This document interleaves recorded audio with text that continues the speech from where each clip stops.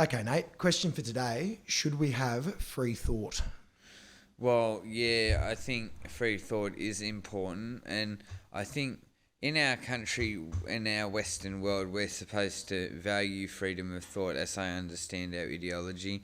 My interpretation of liberalism and freedom says that we have the right to decide our own views. So I think we're supposed to value freedom of thought in this country, and I think the reason our culture wants to embrace freedom of thought is because we accept that so many things about what is right and what is wrong are subjective. Now, there are absolute truths in the world. There are absolute truths. We know that the sun exists. We know that there is gravity. If you drop an apple, it will fall. So there are absolute truths, but many things are subjective. And also, it doesn't matter if there was an absolute truth about everything. People should have the right to their own interpretations of life, because people have questions, and who is to say that anyone is the keeper of all truth?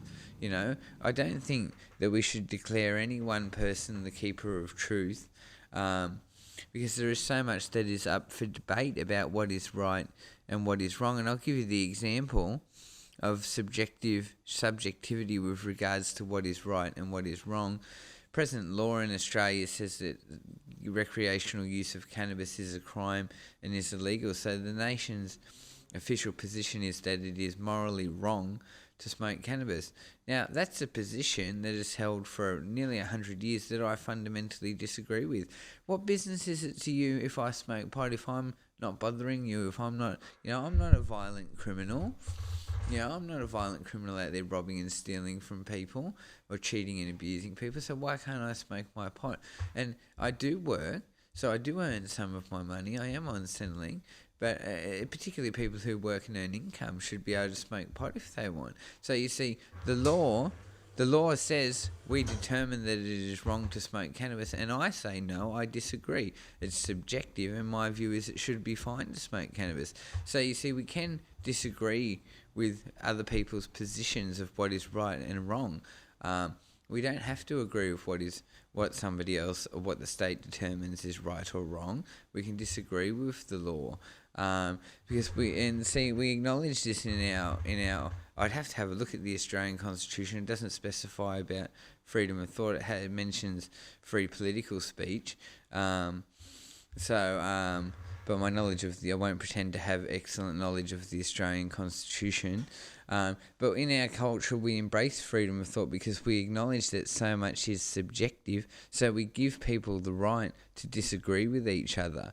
Now it's like, but then if you were an atheist, you absolutely wouldn't embrace people's right to religion, or maybe you would. So many atheists respect people's right to religion, but if you were absolutely determined that it was ridiculous that there was a God, and that any notion of God or an afterlife or spirituality was absolutely unscientific and ridiculous, you might reject that people have the right to religious belief.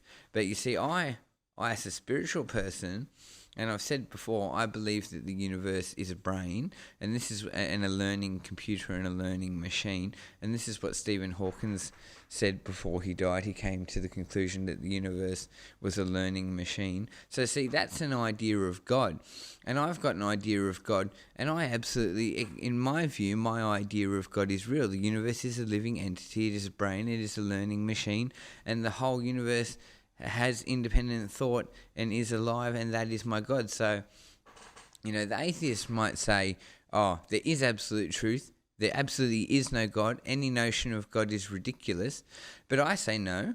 What if I present to you this theory of God? Does this sound like it could be plausible? See, even the questions of the nature of reality are subjective, because on the one hand, the staunch atheist will say the nature of reality is beyond question. There is no God. It is only materialism. And I will say, no, there is a God. The universe is a brain.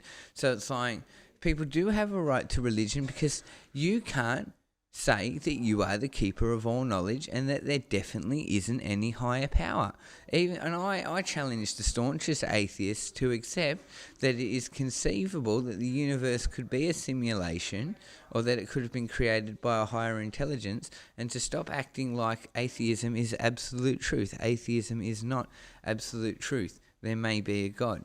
So people do have a right to religious freedom. So that's why it's like, it doesn't matter how ridiculous you think it is, or how stupid you think it is. If you see a young witch playing with the tarot cards saying that she can read palms and predict the future, you might think believing that the tarot has mystical powers is ridiculous, but that witch has the right to believe whatever she wants, or the wizard has the right to believe whatever he wants. And you don't have the right to force a mystic to stop using the tarot, even if you think the idea or the notion that tarot cards can predict the future is ridiculous. You have to respect that person's agency and their choice over faith and religion, even if you think it's stupid.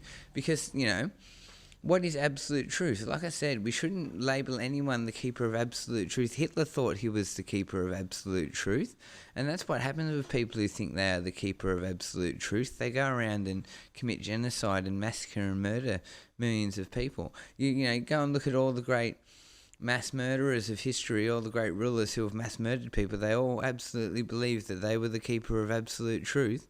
So people get cocky and arrogant when they think they have absolute truth. So we have to remember that most things are pretty subjective, and most ideas of right and wrong are pretty subjective. So we can't force and bully people to adopt our beliefs. We have to respect people's personal agency and choice and freedom of thought.